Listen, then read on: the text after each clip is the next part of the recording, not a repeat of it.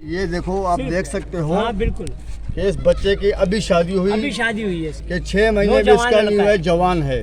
ठीक है, जिस टाइम आग लगी थी 9 बजे हम लोग जब यहाँ पहुँचे तो यहाँ कुछ भी नहीं था। आग लगी हुई तो मैं यहाँ गेट के पास पहुँचा तो मुझे पुलिस वाला एक बाइक पे आए थे, 4 बंदे थे पुलिस पे आए थे। ठीक है, आए थे मगर मैं इनके पास गया, मेरा ये हाथ देखो, उन्होंने डंडा मारा था। डंडा मारा, मुझे निकाल के भगा दिया। बोला आप सेट पे हो जाओ। मैंने बोला भैया मेरे बच्चे हैं हमारे, कह रहे कोई किसी के बच्चे बच्चों पर नहीं, वो बच जाएंगे, ये होंगे वो होंगे, मतलब वो हमारा काम है, आपका काम नहीं है। यहाँ तक मैं 3 दफा आया, मेरे को भगाया। इधर से फिर मैं घूम के वहाँ गया, वहाँ पे कोई चांस नहीं था क्योंकि दीवार थी। तो ये कह रहे हैं ये जो थे इनका नाम क्या था? इसका नाम उस्मान है, उस्मान। वालिद का नाम नियामत गुल है। ठीक है, मेरा भांजा है।